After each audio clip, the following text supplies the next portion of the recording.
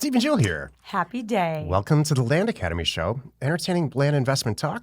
I'm Stephen Jack Patella. And I'm Jill DeWitt, broadcasting from sunny Southern California. Today, Jill and I celebrate Jill's birthday with you. Thank you. And we talk about when to use escrow for a land deal. Yes, well, that's secondary. Happy birthday, Jill. Thank you. Happy birthday, deal? Jill. Oh, wow, that was subconscious. Happy birthday, deal. Yeah, what am I getting for my birthday? Happy birthday, wife, deal machine. Oh my gosh. You are the lucky recipient of a 5-acre property. That's exactly not what you're going to get. Oh, I like this. There will be large gemstones involved. Oh, I like it even more. Mm-hmm. Thank you. As always. Before we get into it, let's take a question posted by one of our members on the landinvestors.com online community. It's free. Armand asks, hi, everyone. I've been in the land business for a year, and recently the transaction volume has been picking up significantly. Love it. I've been ignoring my social media and online presence. Uh-oh. I understand that happens. I personally do not enjoy using social media. Me either. Right? But I know how important it is for this business. Since I'm running this business alone, I'd rather focus all my time and attention on doing deals rather than digital marketing. Amen, brother. Yep. Do you know anyone who can manage my online presence for me? Everything from customizing my website and updating it with properties I have for sale to posting on my Instagram, Facebook, and LinkedIn every day. I want to have a hands-off approach here. Any suggestion of people I can work with or ways I can go about doing this? Go ahead, Jill. I want to hear what you have to say about this. And then I'm going to tell a story about what happened to us in the beginning. Oh, yeah. That's a good story, too. All I can say is hire. Just kidding. We actually have technically 3 people working for us that do different versions of marketing and social media and such. And it's hard to do. It's hard to find the right person, too. It took us a while to hire and get the right people, but we have them now. And even then, there's always tweaking, you know? So right around 2010, when Jill and it was a little bit earlier than that, we said we realized the social media thing's not going away. Yeah. The internet is the way to do all of this stuff, but you can't be consolidated into one tiny little operation like I had on my own. So what did we do? We looked at our phone and who our friends are, and we started to interview people that had social media jobs in our little social personal network in Scottsdale. And after about the 4th interview, people that had I managed Facebook for the local utility kind of thing. We would sit down, buy these people lunch or drinks or whatever. It's a good story.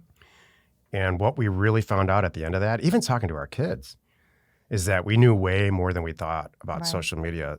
For whatever reason, it's probably age-driven and generation-driven for Jill and I. We went into this thinking there's this huge concept and this very technical, difficult part about, let's just say Facebook, for example, or even Instagram. And it turns out there's not. What you need to do is just organically post things, and then there's a business piece to all of these things on the back end that you pay for. And that's it. So we went about it, doing it ourselves. And one of the things that we did ourselves and still do ourselves is this show. Yeah. It was audio only for years and years and years, and it's recently gone video. So do you want to outsource that? I think it's a huge mistake. You know, I can say the best decision I ever made, business decision, was to take Jill on as a partner so that we together can work this stuff out. So it sounds like you have the front end worked out pretty well. Well, I don't think you can truly outsource it. Because we've gone down that path too, by the way. I agree. Before we hired in-house people, we talked to everyone from big companies all the way down to just little mom and pop kind of operations to see if they could help us with this. And we found out nobody could get it. No one got it. Even as in the last 18 months, we were working with a well-known company, and we realized they just don't get it. Yeah. They couldn't get the message across. It's not even just the land part, which they don't get at all. True. It's just we're going to send out 5 notices on Facebook for you this week, and that's just not enough. You have to really, this is worth spending time on. Mm-hmm. Now, that said, I'm going to say this, and please take it with a grain of salt. We have people in our group who sell property on Craigslist only or on the MLS only, and that's it. So could you spend the rest of your career doing that if you buy the right property and you're really good at? Yeah, you could. And not focus on this part of it. You do need a website. Yeah, You really need a website that will dramatically increase the yield on your mailer. People, the first thing they do when you get an offer is to look you up and see if you're okay. Right. That's where you're really losing here. It's not so much the sales part, but they can't find you on LinkedIn or that's true. some credible Even place. the buy side or the sell side. Yeah. Yeah. They're looking you up. They're getting your offer. They're saying, all right, you know what? I do want to sell a property. Is this guy for real? And then they can't find you in line at all. Yeah. Well, there's no millennial that I've ever met that would ever pick up the phone then and call you. Right. You know, it's different with the older age group. It's true. So some version of this, you got to get it going. And that's just all there is to it. It's a bit of work. I hate and to it hurts me this. actually to say that because I don't like it either. It was like, I feel like we're describing, we're having to tell you what's coming. Like when you meet someone that have a baby and you look at them and they're all excited. You're like, oh, just wait. And they That's go, exactly what this is like. those teen years are going to be rough, let me tell you. And they're like, uh-oh. And so I feel like I'm having that same discussion right now. Like, well, congratulations, you're in it now. And boy, you're going to go through the same growing pains we went through. God, that's exactly what this is like. Exactly. I wish I had better news for you, but no, it's going to be some work. And in the end, it's rewarding as hell to have children. Right. But it's just and to have a big company. When you're in it, it's just it's like you look around sometimes and you're going, "What? Wow, this isn't worth it at all." What was I think? They made it look so easy. Yeah. What? That's the deal. You know? Yeah. Yeah. Sorry, man. You're in it. Your company exists now. There's no turning back. So before we get into the topic, Jill, like always, right before the show, Jill checks her phone, even though I've asked her not to do that 50 times. Jill, can we please just concentrate on this episode right now? Hold on a second. Well, it turns out there's something meaningful for the show that she found in there. Go ahead. Yeah. There's a deal that came into on the Land Academy deal funding. And I started down the path to do this deal. It was a great, great info lot, right? And going along, and then something tripped me up with a perk test. It had failed a perk test back in 1970 something, right? We're like, okay, well, how important is this? And so my original thought was, okay, we're out. Whatever it is, there's already going to be some issues. Not sure how we're going to get. It's zoned for one, SFR, single family residence on this info lot, right? And it could be awesome. I'm trying to remember what state it's in. I can't remember. I want to say it's somewhere on the East Coast. It might be Virginia too. Anyway, so I had originally green-lined it. Then this came back and I red-lined it. And then we talked about it on the webinar a little bit. And I said, wait a minute. Let's get an info report. So that was it. So I went inforeports.com. Which we own. Right. And I ordered the report. And I just literally before the show got back an update. And it's like, talk about, so this is a $1,500 report that's going to save me thousands. And probably a year. Big, big deal.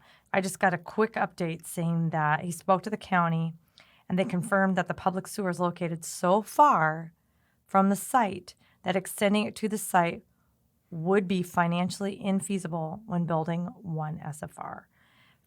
Further, the site won't facilitate a traditional septic system due to this natural drainage swale. Talk about this interesting stuff that adversely impacts the majority of the site. So then we go along a bit further going, all right, this is the value of this thing. So the info reports, our guy, Mike Marshall, awesome. He's our business partner on this website. Thank you. Mike Marshall went further saying, here's the deal too. If you really want to pursue this, for $950, I found a company for $950, they'll come out and they'll do the perk test for you. And if it does perk okay, it's going to cost you $30,000 to $40,000 to do a septic, to do an alternative system.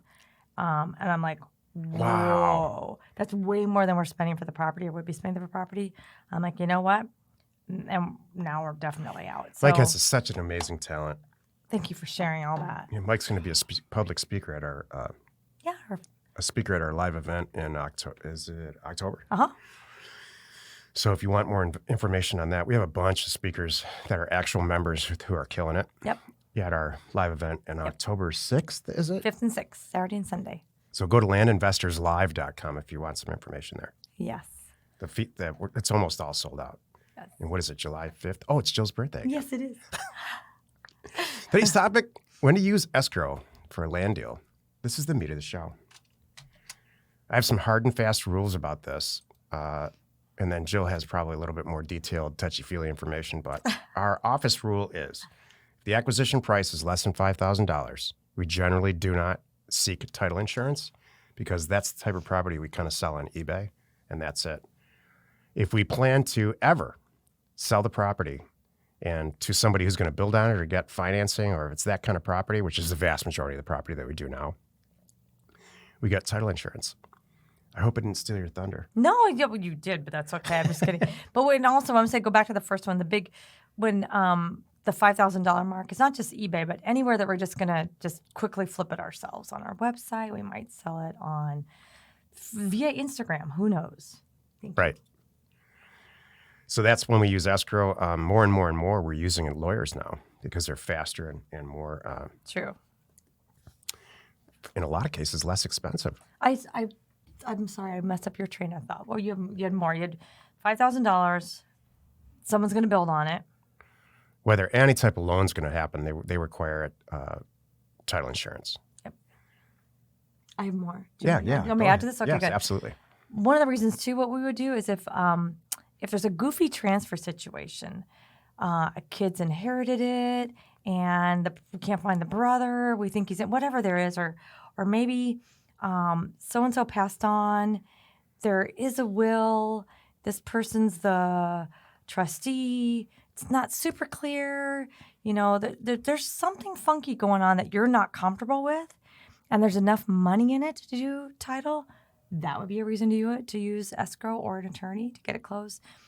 And then my other final reason for me is it just makes financial sense. Yeah. There's something, it's a beautiful property. There's a lot of meat on the bone. Yeah. And because when you do traditionally have, say I'm buying it for $8,000, I'm selling it for $30,000. Yeah. That's the real reason. And even though everything's perfect, it's going to add value. That's right. And that would be a reason that I would also do buy it with title or an attorney. Yep. Well, I would do it even with let me specify this. You can still buy a property with an attorney's help and not have title insurance. So it's really about title and doing it that way.